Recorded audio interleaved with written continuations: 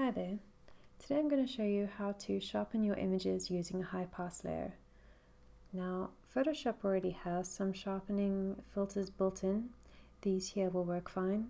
I suggest if you want to use any of them that you make your image layer a smart object, so when the filters are used they are applied non-destructively.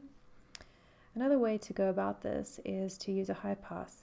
And essentially what you're doing with a high pass is that you're separating your image layer from a sharpening layer.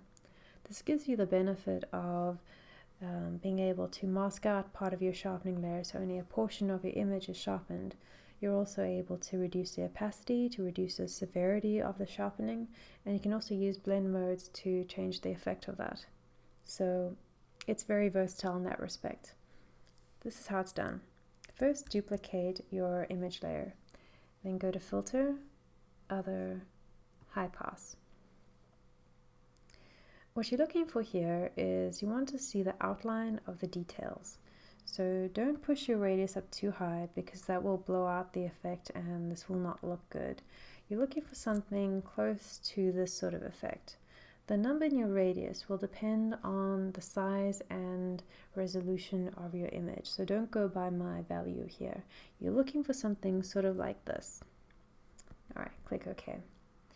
Now you can see there's sort of this color haloing effect around the outside of the image.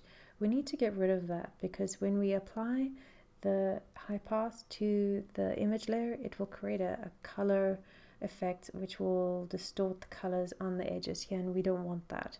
So to get rid of this, go to Image, Adjustment, Hue Saturation, and move the saturation slider all the way to the left. Click OK. Now we have a perfectly good grayscale high pass layer.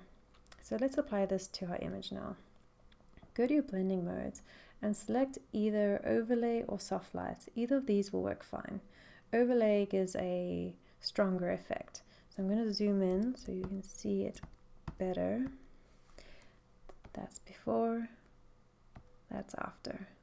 If it's too strong, either reduce the opacity or change the blend mode to soft light.